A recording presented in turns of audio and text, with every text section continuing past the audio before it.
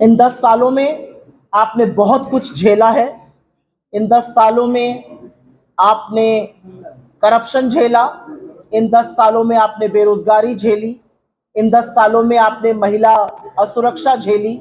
इन 10 सालों में आपने महंगी बिजली, महंगा पानी, बिजली की कटौती, बहुत सारी चीजें झेली। और सबसे पहले तो सलाम है आप सब लोगों को, क्योंकि ये झेल कर और उसके बाद भी खड़े रहना आसान नहीं होता है। सबसे पहले तो पिछले 10 सालों में सारा रूल जो है वो बीजेपी का रहा है। 5 साल सरकार, एलजी का रूल, और एक ऐसे व्यक्ति को आपके सर पे लाके बिठा दिया जिसने आपके हक, आपके रिसोर्सेज, आपकी चीजों को बाहरियों को दिया। The reality is that the rampant corruption that Jammu and Kashmir has seen under the present Lieutenant Governor is a blot for any democracy. और मुझे ऐसा लगता है कि अब जब हम चुनाव के मुहाने पर आकर खड़े हैं तो जरूर लोग उसका हिसाब करेंगे, जरूर लोग उस पर सवाल पूछेंगे, और मैं सिलसिलेवार तरीके से कुछ चीजें आपके सामने रखना चाहती हूँ। पिछले 10 सालों में जम्मू कश्मीर में हर चीज का दाम बढ़ा है, बाकी देश में भी बढ़ा है, लेकिन आपके लिए वो दिक्कतें और ज्यादा हैं, क्योंकि जम्मू कश्मीर में इस देश में दूसरे नंबर पर आपकी बेरोजगारी है। तो बेरोजगारी और महंगाई का जो कॉम्बिनेशन होता है वो बड़ा लीथल होता है, और उसके चलते आपको जो दिक्कतें हुई है उसके बारे में मैं अगले 5-10 मिनट में जरूर बात करूंगी। पानी की किल्लत, महंगी बिजली, 65%, 65% of government jobs are lying vacant, and there is no plan to fill these government jobs. बेरोजगारी सबको पता है, और उसके बाद 65% गवर्नमेंट जॉब्स खाली क्यों है, इसका जवाब तो सिर्फ एलजी और उनके दिल्ली में बैठे हुए आका दे सकते हैं। क्या चीजें सुधर गई उसके बारे में भी हम चर्चा करेंगे। बड़े बड़े दावे किए गए थे शांति के, अमन के, चैन के। यह अलग बात है कि जब 2024 का चुनाव आया तो जो शांति, अमन, चैन के बारे में अपनी ही डींगे हाँकते थे, वो ना श्रीनगर लड़ने लायक थे, ना अनंतनाग राजौरी लड़ने लायक थे, ना बारामूला लड़ने लायक थे, तो वो सब रण छोड़ के भाग गए। The reality is that all of these people who were speaking about peace in the valley and in Jammu, they did not have the face to contest an election in Anantnag, Rajouri or Srinagar or Baramulla for that matter. The reality is that Jammu and Kashmir has reeled under high prices, rampant unemployment, rampant corruption, water shortage, very very high electricity cost, huge electricity cuts. बहुत बड़ी बड़ी बातें कही गई थी। कहा गया था कि 2019 के बाद जम्मू कश्मीर में सब शांति बहाल हो जाएगी। सरकार को बने 98 दिन हुए हैं, 98 days since Mr. Modi was sworn in as the Prime Minister of this country. मैं 98 दिन की बात करती हूँ, मैं 2019 की बात ही नहीं करती हूँ, मैं 2014 से बात ही नहीं करती हूँ, मैं उन 225 सैनिकों की बात ही नहीं करूंगी जो शहीद हो गए और आप शांति का झुंझुना बजाते रहे। In the last 98 days, there have been 25 terror strikes in the valley and in Jammu. 25 आतंकी हमले हुए हैं, जिसमें 21 हमारे जांबाज शहीद हुए हैं, 28 हमारे सैनिक घायल हुए हैं। और यही नहीं, जम्मू कश्मीर के 15 नागरिक की इन आतंकी हमलों में मौत हुई है और 47 से ज्यादा घायल हुए हैं। इसका जवाब कौन देगा?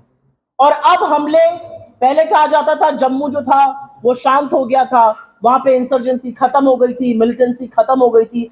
आज फिर से जम्मू के डोडा में, जम्मू के रायसी में, जम्मू के इलाकों में फिर से हमले हो रहे हैं। मैं श्रद्धांजलि देना चाहती हूं उन 2 वीर सैनिकों की जिनकी कल शाम को आतंकी हमले में हत्या हुई, वो शहीद हुए, और यहां पर इसके बारे में कोई बात नहीं करता है। और मेरा अपना मानना है, प्रधानमंत्री नरेंद्र मोदी छोटी छोटी बातों पे ट्वीट करते हैं, दुनिया का मैप लेकर बैठते हैं और कहते हैं ये देश आज मैंने डिस्कवर किया है, अब मैंने यहां जाना है। ये असलियत है। छोटे छोटे देश डिस्कवर करेंगे, पता नहीं किसको किसको हैप्पी बर्थडे बोलेंगे, लेकिन 2019 से नरेंद्र मोदी ने कोई भी श्रद्धांजलि का मैसेज, कोई भी संवेदना का मैसेज देना बंद कर दिया है। हमारे ऑफिसर्स की डेथ हुई, हमारे वीर सैनिक मारे गए, हमारे पुलिस के अधिकारी मारे गए जम्मू कश्मीर में, लेकिन नरेंद्र मोदी के मुंह से 2019 के बाद एक भी श्रद्धांजलि, एक भी संवेदना का शब्द नहीं निकला। अगर आपको यकीन ना हो तो ये 25 आतंकी गम हमले की जो मैंने बात करी है वो उठाइए और नरेंद्र मोदी का मीडिया और उनका सोशल मीडिया देखिए और देखिए कि क्या उन्होंने एक भी हमले का संज्ञान तक लिया है। The least you can do is pay homage for the supreme sacrifice that our forces, our police forces are making in Jammu and Kashmir, but you have chosen not to do that because you want to tell the world that everything is all right in Jammu and Kashmir. No, it is not. It is not all right because militancy that had completely evaporated and vanished in Jammu is back with a vengeance. And what are you doing? ये आपकी विफलता है। मैं देखती हूँ यहाँ अमित शाह आते हैं, बड़ी बड़ी बातें हाँकते हैं, फलाने को मैं ये कर दूंगा, ढिमकाने को मैं ये कर दूंगा। मैं उनसे पूछना चाहती हूँ क्या किया आपने जम्मू कश्मीर में पिछले 10 सालों में? जम्मू कश्मीर में आतंकी हमले आपकी सरकार बनने के बाद पिछले 98 दिन में 25 आतंकी हमले हुए हैं और जम्मू तक में हो रहे हैं। और अंत में वो बात करनी ही पड़ेगी जिसके हम सबसे बड़े पुरजोर समर्थक हैं, और वो है आजाद भारत में जो जम्मू कश्मीर के साथ किया गया।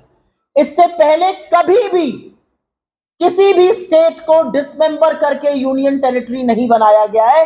छोटी छोटी यूनियन टेरिटरीज को स्टेट बनाने का काम हुआ है और यह अच्छी बात थी।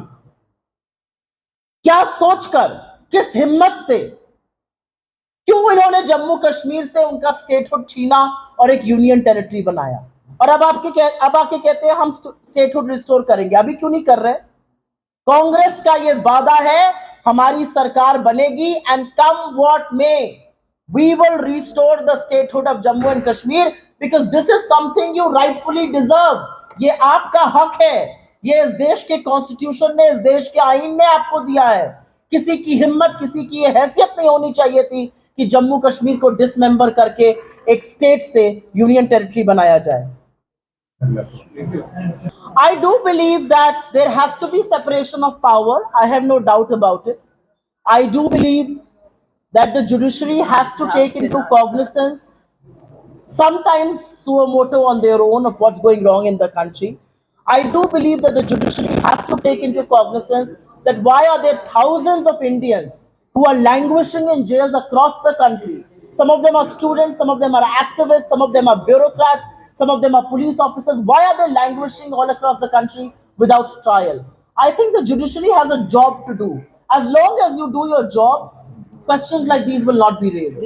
But when the judiciary glosses over this gross injustice is when questions like these come up.